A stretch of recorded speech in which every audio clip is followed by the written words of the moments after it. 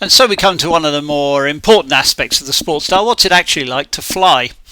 Well, of course, I'm biased because I'm involved in selling the aircraft, but based on reports from experienced instructors and owners alike, it is a very nice aircraft to fly. In the words of one experienced CFI, it does exactly what you tell it to do. No more, no less, no surprises. So if you treat it gently, it'll treat you gently. But if you want to have a little bit of fun and fly the aircraft, then in the words of a European journalist, it flies like a little fighter.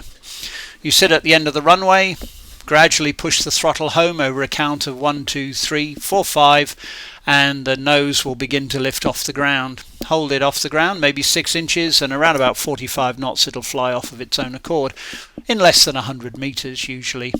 Climb out at 60 knots is pretty uneventful, with or without flap, and the cruise is nice and firm. In fact, many of the reports I get back are that the aircraft feels very firm and yet responds positively to movements of the control stick. Stall is pretty uneventful. Plenty of buffet at the stall, not much of a wing drop if anything, and the aircraft will recover just by slight relaxation of the pressure, back pressure on the control stick and the application of a little bit of engine.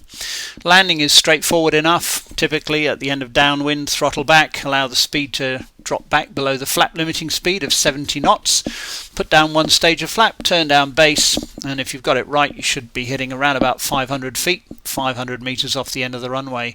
Drop down the second stage of flap and approach at around 60 knots.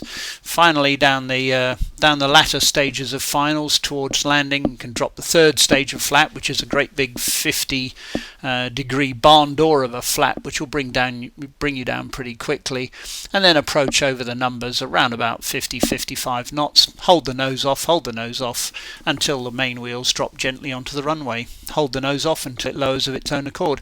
Use the tow baits to slow the aircraft down.